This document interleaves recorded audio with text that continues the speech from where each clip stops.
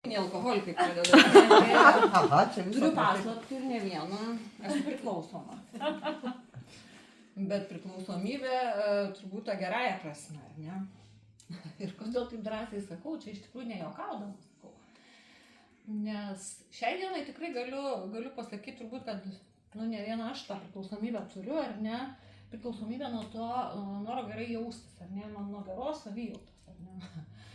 Nes iš tiesų turbūt būna tokių momentų, kada truputėlį sumažinam tą vartojimą, ar ne? Ir toks užsidega, visos lemputė, ar ne? Kažkas negerai, ne? Kas čia buvo? Aha, reikia kažką padidinti. Bet jeigu kalbėti rimtai, tai iš tikrųjų buvau skeptikė nuo pat pradžių.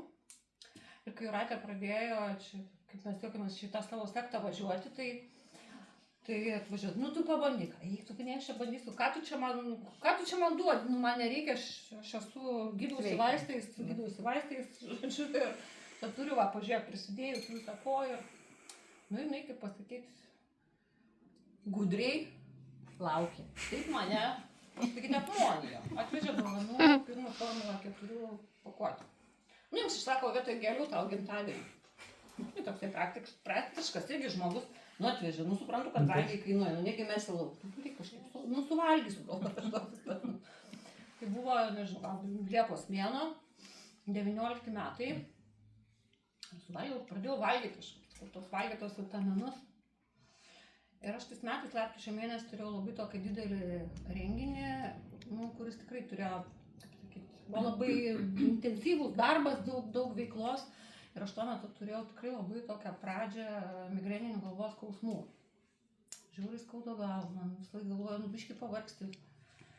Man kažkaip žiūriu, rugsėjo pabaiga, spalis, lapkritis ir aš tik tai, kai praėjo tas renginys, aš supratau, kaip čia buvo.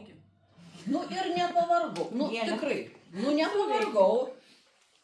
Ir kažkaip, ir ta savijauta tokia, ir nesuprantos energijos. Ir tu atsikeli kažkaip išmiegojęs ir nepavargęs. Aš tau sakiau, kad veikia. Gal veikia, gal kažką aš ten pasiėmiau dar vieną. Dar vieną pakuotę, man atrodo. Dar vieną gėlių.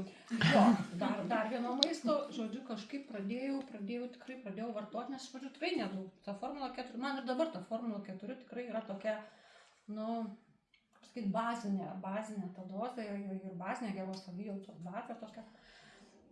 Tai paskui jinai kažkaip sako, tai tu čia, kiek aš čia tau dovanosiu, tu užsiregistruok ir pirkis pati.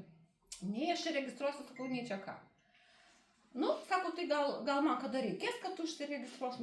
Gerai, kai tau reikės, tai ir pasakyk, tada aš ir užsiregistruosiu. Tai iš tikrųjų, ta istorija yra tokia tikra, taip aš atsiradau toj priklausomų žmonių kompanijoj.